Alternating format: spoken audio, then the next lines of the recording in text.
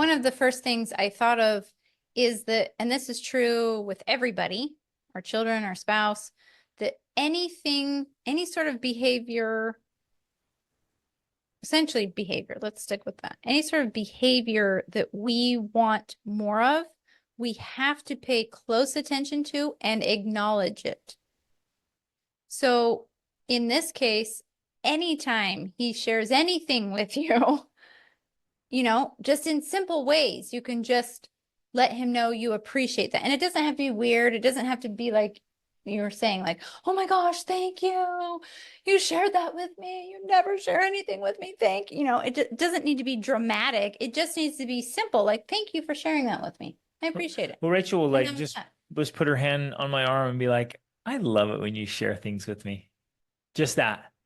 And to your husbands, like that's huge. You just put a lot of weight on something positive when you're like, I seriously, I just love it when you share your feelings with me. Or I'll even do something powerful. like, you know, and I've noticed that it's not like I intentionally do this now. It's just natural. Like I just feel like this is how I feel. But if he starts talking or telling me something that I like that he's telling me, like I get closer, you know, I'll sit on his lap, maybe I'll kiss him. I'm just automatically. Whatever I'm doing, I'm going to keep doing this. I'm just automatically respond. So I'm in my body language. I'm expressing how I feel about what he's doing. And that naturally makes him want to do more of that thing because he's like, oh, I like this, you know? So it's subtle ways of just showing appreciation for when he does it, even in the smallest way. And maybe that just starts by him telling you something about his day or something that happened with somebody he talked to or whatever. You just continue to reaffirm that type of behavior and they will automatically, subconsciously do more of it. Because as humans, we're wired that way. We're wired to do more of the things that make us feel good. And so if they feel good, if they get a positive response from you, then subconsciously they're saying, oh, I'm going to do more of that thing.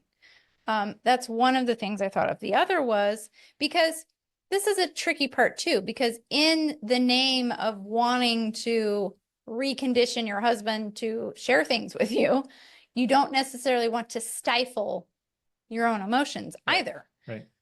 What I have learned to do is to diffuse the situation with humor. So if he tells me something, and I'm glad he told me, but it makes me cry, I'll cry, but I'll start laughing at the same time. So I'll be laughing and crying at the same time. And I'll be like, this is so stupid. I don't want to be crying right now. I'm so glad you shared this with me.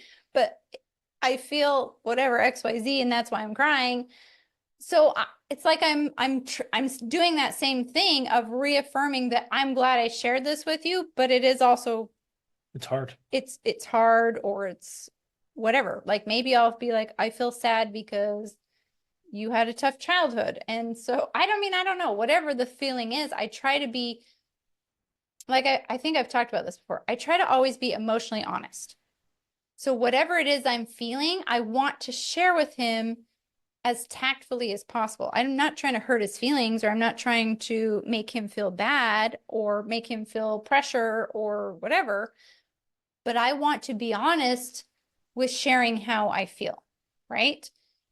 But I will also diffuse it with humor and laugh at the ridiculousness of the situation. Like, oh my gosh, this is so stupid. I'm crying about it, you know, so that we both kind of feel like, yeah, this is kind of stupid, but funny, but honest at the same time, you know? And I feel like I think it's effective. Maybe you have a different opinion. Yes. And it depends on the thing. Here's the other thing I've noticed with working with a lot of people. In general, and I'm generalizing, in general, women are not designed, built, and created to be good recipients of heavy negative things from their husbands. Well, because if you look at personality traits in general, like every single human being on the planet has about 5 generalized personality traits. We all have them, but we all have them in a varying scale, like from 0 to 99. in general, women tend to have more neuroticism, which means you tend to see things more negatively than men might see them. Now, some people believe, and I agree, that this is just a natural part of our biology because it helps us to, worst case scenario, keep infants alive, right? If you are worrying about your infant and worrying about what might happen to them, that's actually a good thing because it helps to keep them alive. Now, the danger with that is then as our children grow up, we can still continue to baby them when they need to become adults. But that natural biology is there to help us in the reproduction of the species and keeping the most vulnerable humans alive, which are babies, right? So, for example, So in general, yeah, women are more worriers than men. right. That's just So like I have what? I'm on that scale, I'm a 50 in neuroticism. 60 or I something. think I'm a 50. Come I on. think you're 70. No, come on. I'm a 50. I think I'm 59. 52. Whatever, it doesn't matter. He's a 0. Okay, so I am 50 times more neurotic than he is, which means I am going to have way more negative emotion than him about 50 times more negative emotion than him about whatever. So if I come and share something, boom. Well, okay, not just if you share like something anything, negative, like something yeah. very huge negative, like I think I'm a failure and I will never be able to do this thing. If he shared that with me, I am going to have a 50 times more negative response to that thing than he will, right? He could have those thoughts and emotions and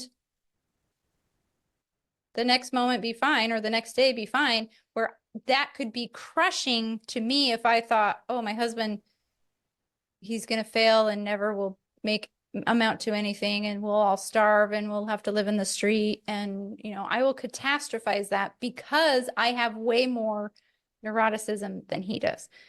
So if we want to apply this generally, and there's no way to know specifically for any of you, but generally you likely have more neuroticism than your husbands do, which means in general,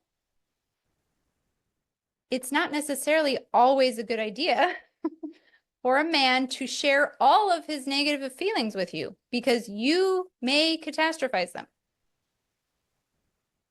It's a pretty safe general rule, and in years and years and years of working with couples, that's what I've seen. So men are like, I'm trying to be vulnerable and open with my wife, but every time I do, it's like I dropped a bomb. Like, yep. So don't do that.